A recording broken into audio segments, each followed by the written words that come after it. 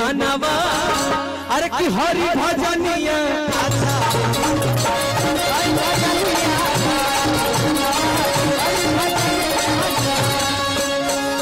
सबका भैया सबका मालिक भैया हम उसके बनवा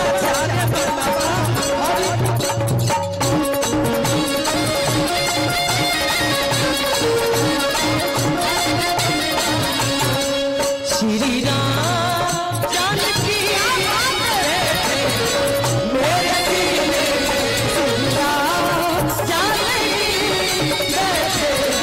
मेरे देख लो मेरे मन के नगीनों देख लो मेरे दिल के नगीनों श्री राम जानकी मेरे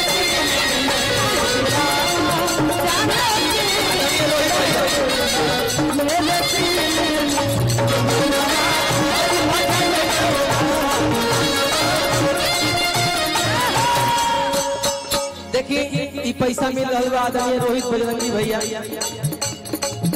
बजरंग दल से बानी यहाँ के दिल से बहुत बहुत धन्यवाद। राहुल राज जी बानी नेता पिंटू सिंह हनिया जी रहिए 2 मिनट भैया। आप सब पता ना मानव कि ना मानव लेकिन यह कार्यक्रम खाती पूरा बक्सर जिला में सिर्फ यही कार्यक्रम खाती हम कहीं भी रहिला आ जाइला तरसेपुर पे मंगले नहीं हो।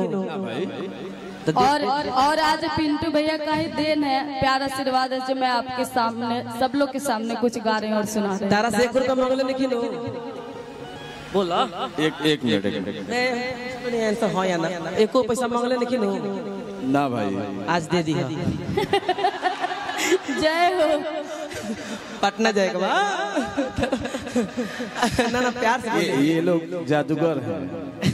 ये मैंने समझा था विशाल पैसा का यार जान हाजिर है जान नहीं जान तो गुर्बत देते हैं हम लोग जान लेने वाले हैं यार हम लोग जान देने वाले नहीं हैं जान लेने वाले हम लोग कहाँ से जान देने वाले हम लोग लेने खींचने वाले इसीलिए ना जान तो वो कमजोर दिल वाले दे। लेकिन एक बात बताते हैं हित से छल अमित से चोरी करी हो न कहे सब शांता ये जानता की होई निर्धन की होई कोढ़ी।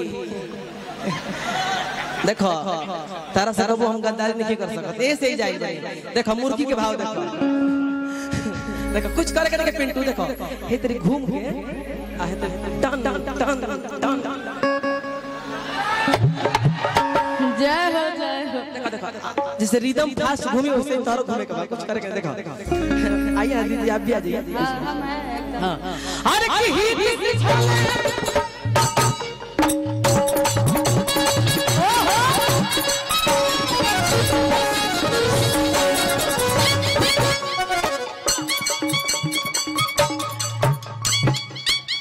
मार देबो तो जब तक प्रोग्राम तो जीते में करेबो तब तक फ्री में आइए। चलो एक खाली मार के दिखा दो एक खाली नहीं मारिएगा तो घूम के बैठ जाइए बाकी हो जाएगा देख हाँ वो भी स्टाइल है मार एक आप भी अदिति जी आप भी आप क्या बात है मार देबो तो अपने हल्ला हो जाए भाई देखो तो थोड़ा फास्ट मारेगा भाई अरे की हित से छल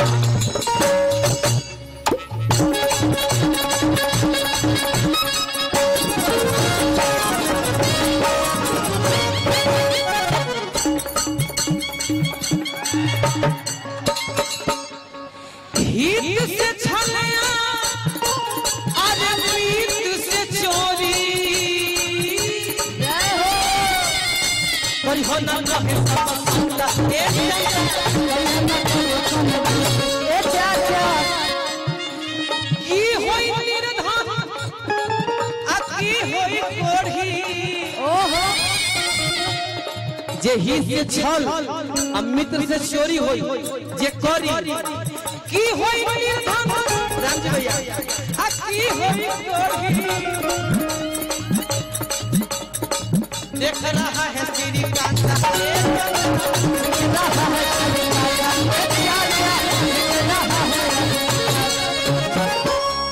लालच बुरी बला है भैया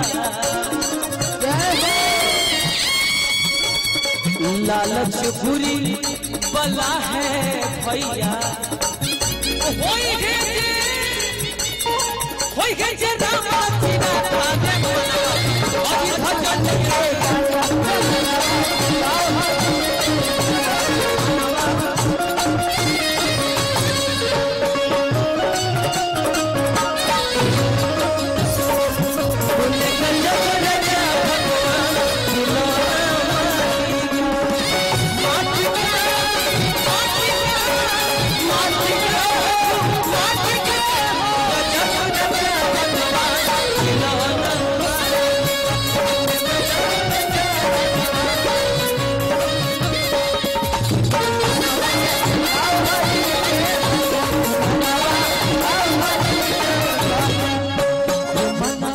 बाकी हम चाहेंगे कि एक बार मुर्गी आप मारिए, एक बार मुर्गी हम भी मारें। पहले आप मारिए मुर्गी देखो भाई।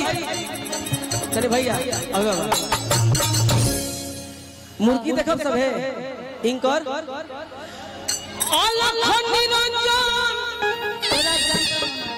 अरे मुनि मनोरंजन असरे जगहिया पिया पे क्या भाई हो। आइए माइक पकड़ ले। नहीं अच्छा तो उधर दिखाइए ना, उधर क्या हो थोड़ा मुझे इधर भी देखना पड़ता ना, तो घूम के तबे ने खाली मार दे। इधर से घूम कर इधर घूम जाएंगे, आप लोग दिख जाएगा।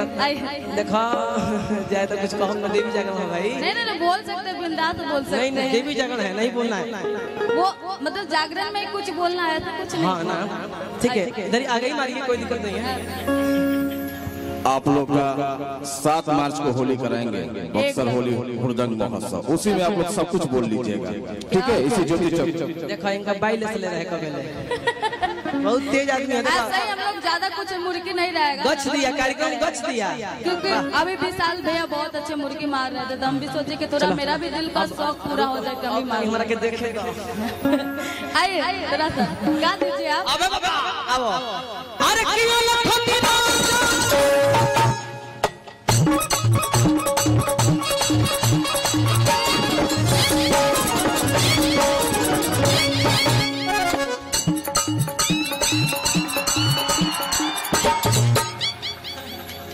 अब हम चाहेंगे कि आप ऐसे ही इसमें को 3 वाला लगता है ना रुकी इहे बंदी आगवा ना दी है ने एक खाली आगवा कदी भाव में देखो। अगर अच्छा लगे तो ताली चाहेंगे। देखो एकरा से बचिए के कहीं देहू पानी में जलाई। ना उधर मारिएगा, इधर ही मारेंगे। हाँ इधर तो मार, इधर पब्लिक अच्छा लगे तो तेरे हाला कर दिया। बता दो कि बक्सर जिले में आइल बड़ी। अरे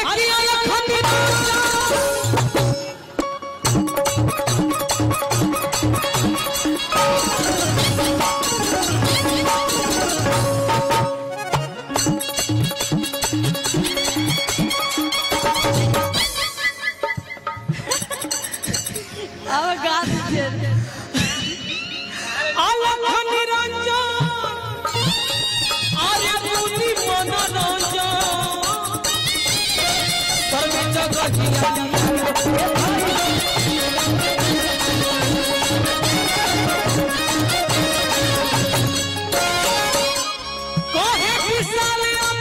क्या बात सुनो आती थी। ओहो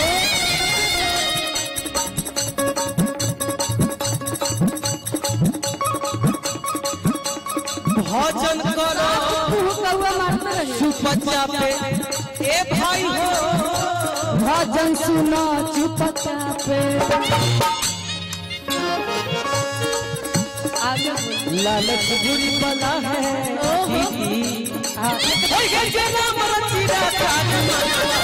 हरि भजन